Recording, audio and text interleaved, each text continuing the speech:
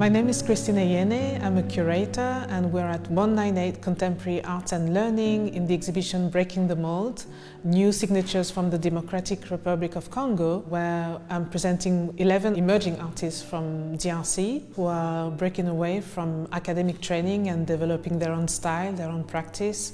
For most of them, it's their first exhibition in the UK, so it's a really one-of-a-kind exhibition. This project is a collaboration between Yetu-Peak, which is an organization in Kinshasa, in DRC. They are supporting emerging artists from the Congo, which is something very exceptional and very important in Africa, to have patrons for the art. And it's a collaboration between Yetu-Peak and 198, Contemporary Arts and Learning. For this exhibition, I used the redeveloped gallery at 198, which is now composed of 3 galleries, to sort of create a narrative informed by the work itself. So I created 3 sections. The first section is revisiting histories and material production. The second section is urban experiences.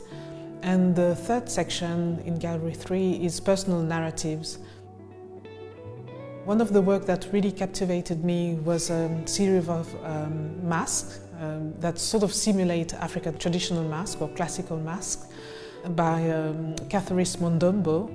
He sort of created African-like masks with fabric and tarpaulin, and to me it was a narrative that I wanted to explore as part of the exhibition, really looking at how do you represent African art in the West.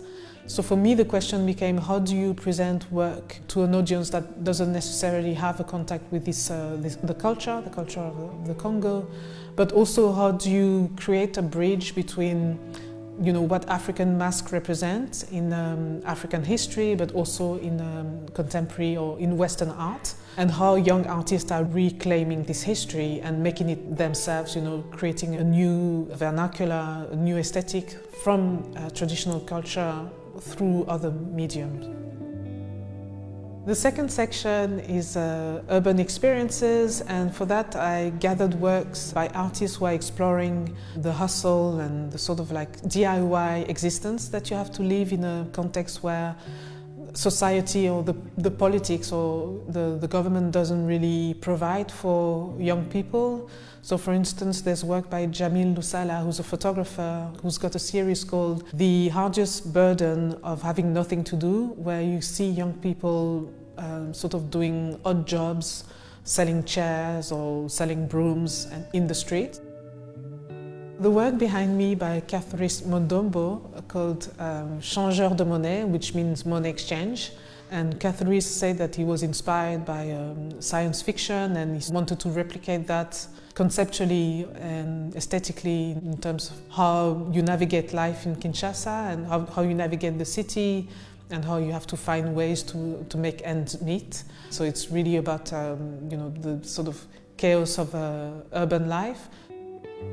The third section in the gallery is called Personal Narratives. So it's mainly photography work, and all of them really deal with like family archive or performative moments, self-portraits by the artists who are photographers. And so there's work by Godlive Kisongati, who's exploring the breakup of her parents and how this has affected her emotionally. So the work is very much performative, but also sort of documentary type at the same time. Really what I want to show with this exhibition is new talents from Africa, the heart of Africa. DRC is the second largest country in Africa, and their artists are not as well known as other artists from the continent. So it was really important to show this work here in London. It was important for us to open this exhibition at the same time that there was the African Art Fair, for a wider audience to have access to this art and really to give those artists a platform in London.